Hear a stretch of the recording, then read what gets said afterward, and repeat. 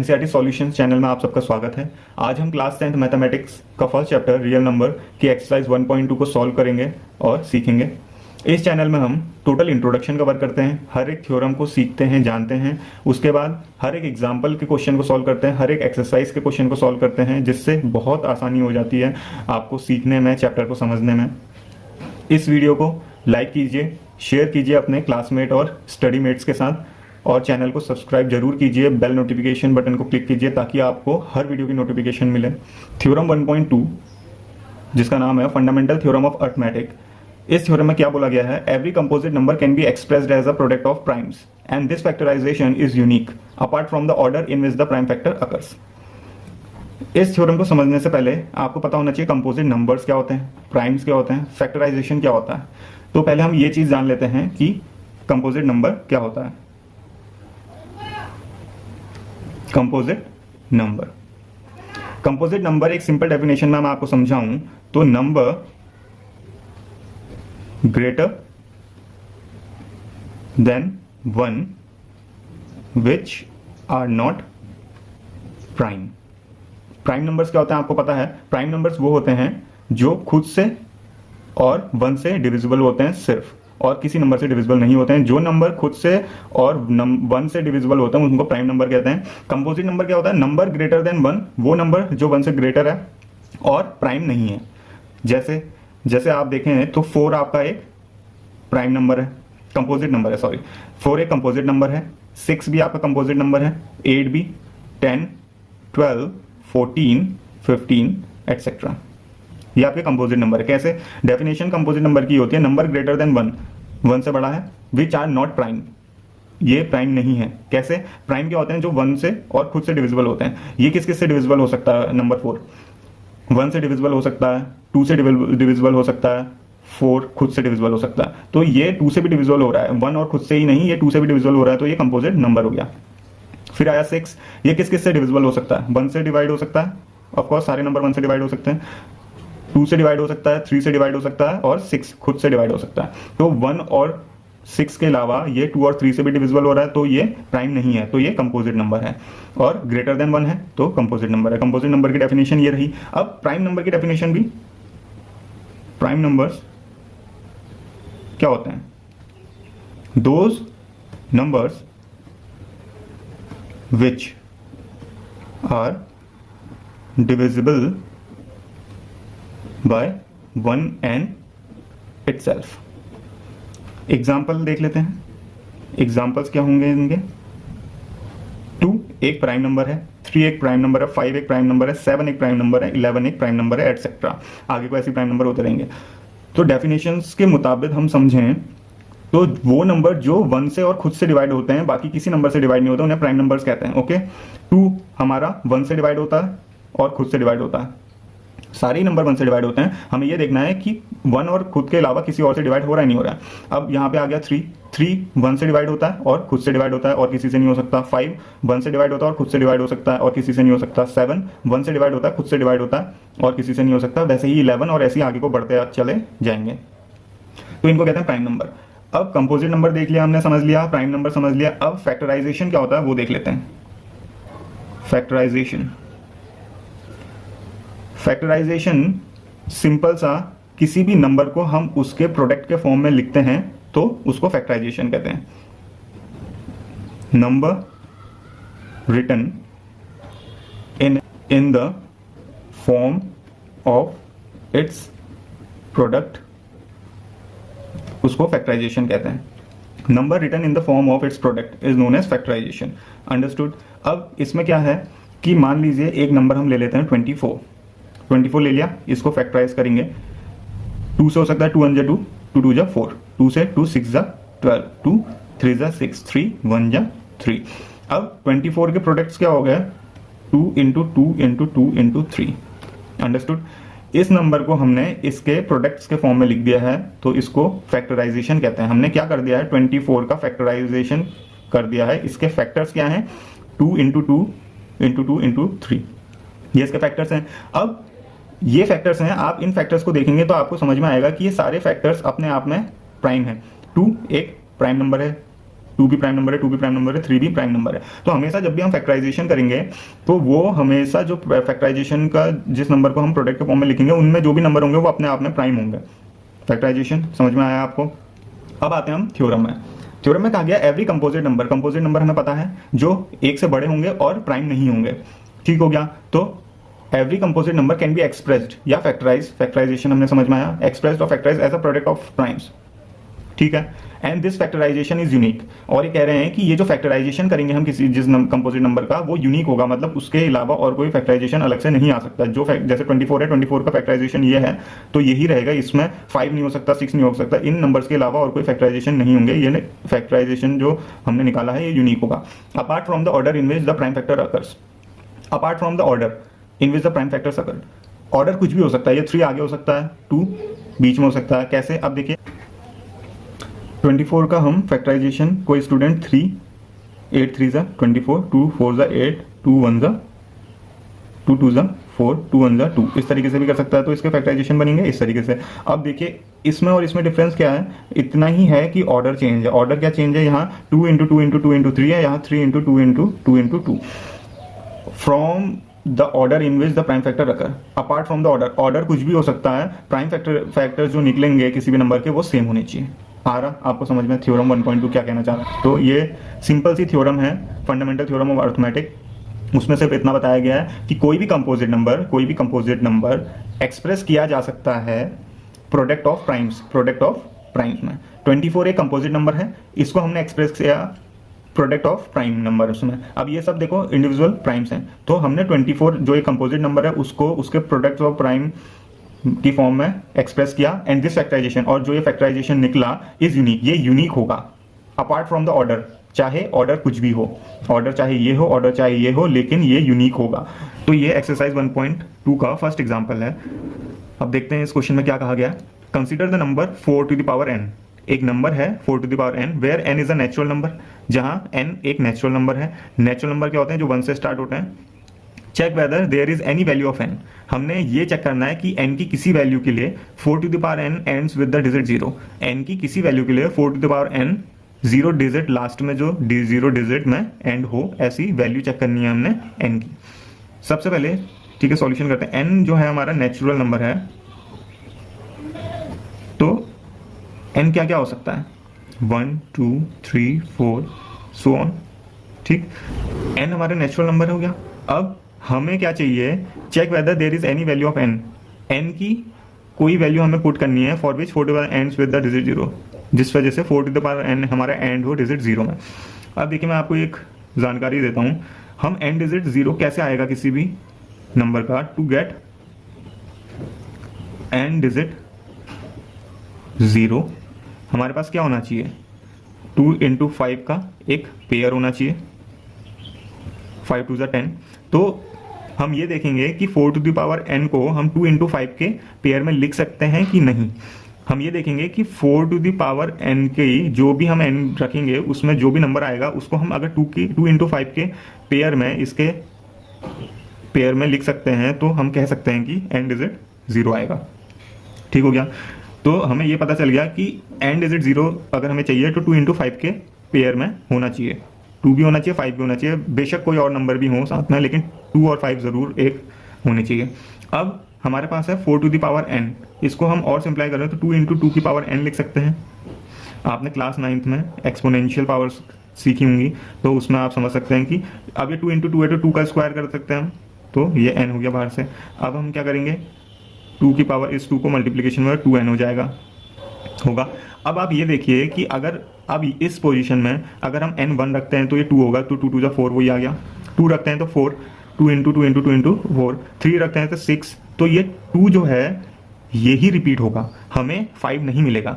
एक ट्राई कर लेते हैं। अगर मैं 2 to the power n इसमें मैं अगर रखता हूँ 2 4 रखता हूँ, 4 2 8, तो ये हो गया 2 to the power 8। अब मैं क्या करूँगा कि 2 को हमने 8 बार लिखना है, 1 2 3 4 5 6 7 8।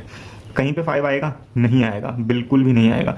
तो अब देखिए हमें सिर्फ 2 मिलेगा, 5 नहीं मिलेगा। तो हम कह सकते हैं कि एंड डिजिट 0 नहीं होगा। तो इन्होंने हमें चेक करने के लिए बोला था, हमने चेक कर लिया है और हमें रिजल्ट ये पता चला कि एंड डिजिट 0 चाहिए अगर हमें, तो हमें 2 इंटू 5 के 2 और 5 के पेयर में हमें नंबर ज़रूर चाहिए। लेकिन जब हमने इसको सॉल्व करके सिंप्लीफाई करके आगे गए तो हमें ये देखा कि सिर्फ 2 मिलेगा हमें, चाहे हम n की कोई भी वैल्यू रखें हमें सिर्फ 2 मिलेगा, 5 नहीं मिलेगा। तो हम कह सकते हैं कि 4 to the power n last में n डिजिट 0 नहीं होगा। तो अब we do not have 5 as a factor in 4 to the power n। हमारी बात समझ में? हमारे पास 5 नहीं है। 4 टू द पावर n को हमने सॉल्व करके n की कोई भी वैल्यू रखेंगे, हमने यहाँ पे n की वैल्यू 4 रख के देखा, तो हम कोई भी वैल्यू रखेंगे हमारे पास सिर्फ 2 आ रहा है, 5 नहीं आ रहा है। तो 4 टू द पावर n को सिंप्लीफाई करके जो हमने इसके फैक्टर निकाले उसमें सिर्फ 2 आ रहे हैं फैक्टर हमें, जबकि 2 और 5 दोनों की जरूरत है, 5 नहीं आ रहा है। तो हम कह सकते हैं we do not have 5 as a factor in 4 to the power n, so we don't have pair 2 into 5, so end digit can never be 0। ये हमारा स्टेटमेंट हो गया जो हमारा आंसर है। आई बात समझ में? सिंपल क्वेश्चन है, इसको इसी तरीके से सॉल्व किया जाएगा। हमें एंड डिजिट 0 चाहिए तो वो हमेशा 2 इंटू 5 के फॉर्म में होना चाहिए। 2 इंटू 5 के फॉर्म में उस नंबर के अगर हमारे पास फैक्टर्स आ रहे हैं तो हम कह सकते हैं कि एंड डिजिट 0 होगा, अगर नहीं आ रहे हैं तो नहीं होगा। नेक्स्ट एग्जांपल है हमारा, find the LCM and HCF of 6 and 20 by the prime factorisation method.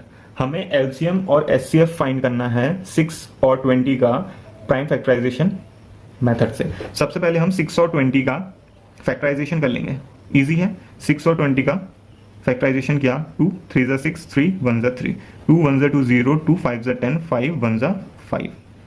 ठीक हो गया, ये हमारे फैक्टराइजेशन आए। अब 6 के फैक्टर्स क्या बने? 2 इंटू 3, और 20 के फैक्टर्स क्या बने? 2 इंटू 2 इंटू 5। ठीक है।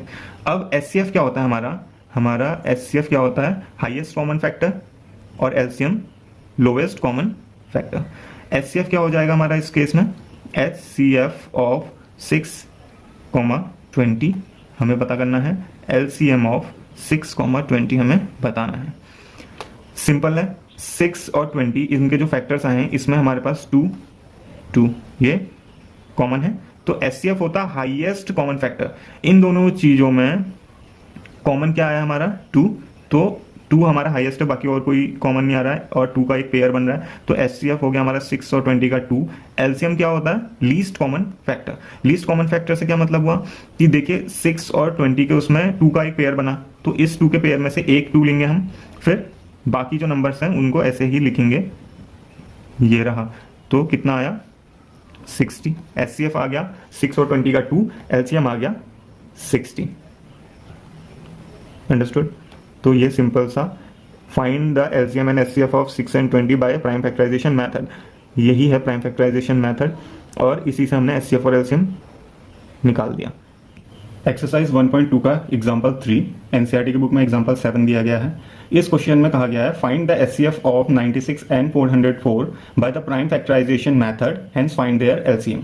96 और 404 हमें दो नंबर दिए गए हैं, इनका एचसीएफ फाइंड आउट करना है हमें प्राइम फैक्टराइजेशन मेथड से, और फिर उसके बाद एलसीएम फाइंड करना है। सबसे पहले मैं आपको एक फॉर्मूला इंट्रोड्यूस कर देता हूँ, फिर आपको बताता हूँ कि उस फॉर्मूला का यूज क्या होगा।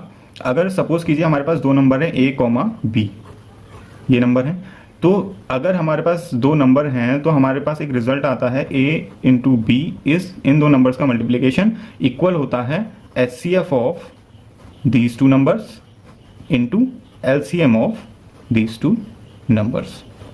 अंडरस्टूड? ये हमारे पास एक रिजल्ट है, ये एप्लीकेबल है सिर्फ दो नंबर्स के लिए। अगर इसमें हमें दो नंबर नोन है, एचसीएफ हमें नोन है, तो हम एलसीएम फाइंड आउट कर सकते हैं।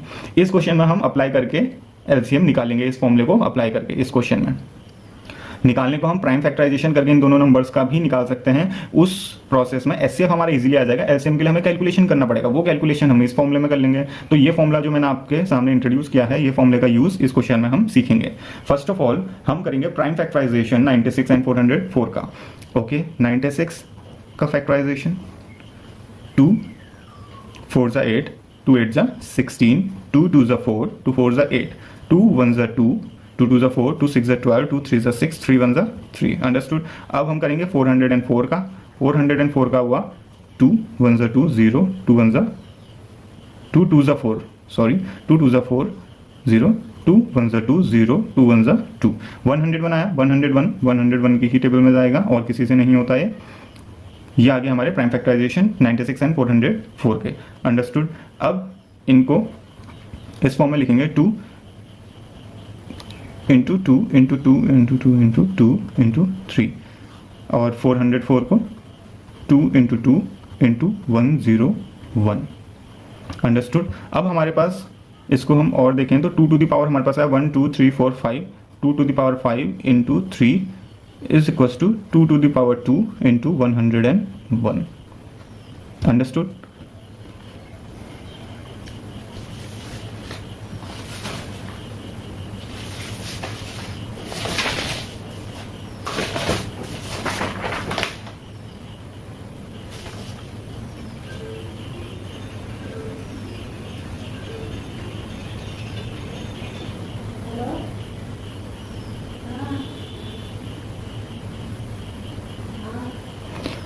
हमारे प्राइम फैक्टराइजेशन आ चुका है 96 एंड 404 का। अब हम देखेंगे एचसीएफ क्या होता है हमारा। एचसीएफ होता है product of least power of common factors. HCF क्या होता है? एचसीएफ होता है हमारा प्रोडक्ट ऑफ, एचसीएफ हमारा होता है product of least power of common factor. Understood. HCF हमारा product of least power of common factor. अब हमारे इन दोनों के जब हमने फैक्टराइजेशन किया, हमारा कॉमन क्या आया? 2 कॉमन है, बाकी क्या है? अनकॉमन है। तो 2 कॉमन है तो product of least power of common factor, 2 हमारा कॉमन फैक्टर आया, इसका लीस्ट पावर क्या है? 2 टू द पावर, यहाँ 2 है, यहाँ 2 टू द पावर 5 है, तो हमारा लीस्ट पावर है 2 to the power 2। Understood. HCF हो गया हमारा इस केस में, एचसीएफ हो गया हमारा 2 to the power 2 is equals to 4। HCF हमारा आ गया।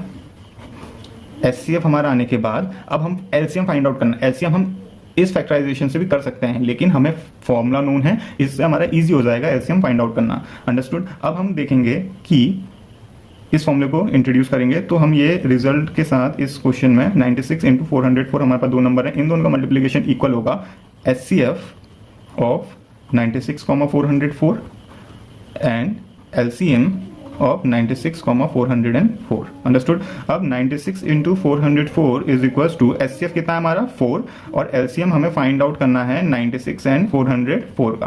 ठीक। अब हम 4 को इक्वल्स टू के इस साइड भेजेंगे तो वो अपॉन में चले जाएगा, पता है हमको ये। एलसीएम 96 अपॉन 404, एलसीएम 4 1 जा 4 0 1। अब 96 इंटू 101 हमें फाइंड आउट करना है। ठीक है, 101 इंटू 96, 6 1 जा 6 0, 9 1 जा 9, 6 1 जा 6 6, 9 1 जा 9, 9699। इसका रिजल्ट आया 9696, 9696 आ गया हमारा इसका रिजल्ट। तो एलसीएम हमारा हो गया 96, 404। LCM of 96 and 404 is equals to 9696। ये हमारा आ गया आंसर एलसीएम का। Example number 8, find the HCF and LCM of 6, 72 and 120 using the prime factorisation method. हमें एचसीएफ और एलसीएम निकालना है इन 3 नंबर्स का प्राइम फैक्टराइजेशन मेथड को यूज करते हुए। ठीक है, इस क्वेश्चन को सॉल्व करते हैं। सबसे पहले हम प्राइम फैक्टराइजेशन करेंगे 6 का। 2 3 जा 6, 3 1 जा 3। फिर 72 का 2 3 जा 6, 2 6 जा 12, 2 1 जा 2, 2 8 जा 16, 2 9 जा 18, 3 3 जा 9, 3 1 जा 3। अंडरस्टूड। फिर 120 का करेंगे। 2 6 जा 12 0, 2 3 जा 6 0, 2 1 जा 2, 2 5 जा 10, 3 5 जा 15, 5 1 जा 5। अंडरस्टूड। 6 72 और 120 का हमारा प्राइम फैक्टराइजेशन आ चुका है। अब 6 का 2 इंटू 3, 72 का 2 इंटू 2 इंटू 2 इंटू 3 इंटू 3, 120 का 2 into 2 into 2 into 3 into 5। Understood. इसको और देखेंगे तो 2 इंटू 3, फिर 2 टू द पावर 3 इंटू 3 की पावर 2 इज इक्वल्स टू 2 की पावर 3 इंटू 3 इंटू 5। आ रही बात समझ में? ये हमारा प्राइम फैक्टराइजेशन आ गया इन 3 नंबर्स का। अब हमें एचसीएफ निकालना है। एचसीएफ किसका बताना है हमें? एचसीएफ बताना है इन 3 नंबर्स का, 6, 72 एंड 120 का। एलसीएम बताना है 6, 72 एंड 120 का। अंडरस्टूड। अब देखिए, जो हमने इसके पहले एग्जांपल किया था, एग्जांपल 7, उसमें हमने 2 नंबर्स का जब एचसीएफ और एलसीएम पता करना था तो हमने उसमें एक फॉर्मूला लगाया था जो था multiplication of any 2 number is equals to the LCM and HCF of those 2 numbers. ठीक, लेकिन वो फॉर्मूला हम इस क्वेश्चन में अप्लाई नहीं कर सकते हैं, तो हमें प्राइम फैक्टराइजेशन से ही एचसीएफ और एलसीएम निकालना है। अब देखिए एचसीएफ क्या होता है? एचसीएफ होता है product of least power of common factor. Understood. HCF. अब एलसीएम क्या होता है? Product of greatest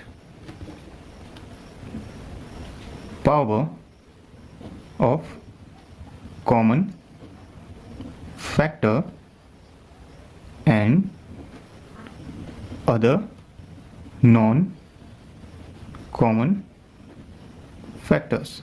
understood. अब मैं आपको समझाता हूं। एचसीएफ होगा हमारा product of least power of common factors.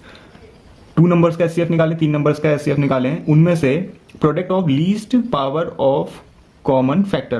Product of least power of common factor. सबसे पहले तो कॉमन फैक्टर जैसे 2 है, इस क्वेश्चन में 2 सब में है, ये कॉमन है, 3 सब में है, ये कॉमन है। अब इसमें कहा गया product of least power of common factor. Common factor हमें पता है 2 और 3 हैं जो तीनों नंबर्स में आ रहे हैं। अब इसमें कहा गया least power, product of least power of common factor. In common factors की जो लीस्ट पावर होगी उनका प्रोडक्ट होगा हमारा एचसीएफ। तो 2 कॉमन है हमारा, 3 कॉमन है, लीस्ट क्या है सब में? 2 की पावर 1, यहाँ 2 की पावर 3, यहाँ 2 की पावर 3 है। तो जो हमारा 2 कॉमन फैक्टर है इसमें से 2 की लीस्ट पावर कौन सी वाली है? 2 की पावर 1 वाली, तो 2 लिख दिया इनटू। अब 3 भी हमारा कॉमन फैक्टर है, इन 3 में यहाँ 3 की पावर 1, यहाँ 3 की पावर 2, यहाँ 3 की पावर 1। इन 3 में लीस्ट पावर कौन सी है? 3 की पावर 1। तो एचसीएफ आ गया हमारा 6, 70 और 120 का 6। आ रही बात समझ में? एलसीएम क्या होता है हमारा? Product of greatest power of common factors and other non common factors. Product of greatest power of common factor, obviously 2 और 3 हमारे कॉमन फैक्टर्स हैं, इनमें से जो highest greatest power of common factor होगा, ग्रेटेस्ट पावर, यहाँ पे 2 एक कॉमन फैक्टर है, इसमें ग्रेटेस्ट पावर कौन सी है? यहाँ 2 की पावर 1, यहाँ 2 की पावर 3, यहाँ 2 की पावर 3, तो ग्रेटेस्ट पावर होगी 2 की पावर 3, तो 2 की पावर 3 इंटू यहाँ 3 कॉमन फैक्टर कॉमन है तीनों नंबर्स में, तो 3 में 3 की ग्रेटेस्ट पावर कौन सी है? यहाँ 3 की पावर 1, यहाँ 3 की पावर 2, यहाँ 3 की पावर 1, तो 3 की पावर जो 2 है वो ग्रेटेस्ट पावर होगी। Understood. And other non common factor, other क्या बचा? ऊपर 6 और 72 में कोई नंबर नहीं है, अदर 120 में 5 आ रहा है, तो other non common factor, other non common factors में सिर्फ 5 है, तो ये हो जाएगा। तो 2 2 जा 4, 4 2 जा 8, 8 इंटू 3 3 जा 9 इंटू 5, ये कितना हो गया? 8 9 जा 72, 72 इंटू 5 इज इक्वल्स टू 5 2 जा 10, 7 5 35, 36, 36 हो गया इसका आंसर। एचसीएफ हो गया 6 और एलसीएम हो गया 360। तो सीधे simple HCF of 6, 72, 120 is 6 and LCM of 6, 72, 120 is equals to 360। ये हो गया हमारे LCM और HCF, ये हो गया आंसर।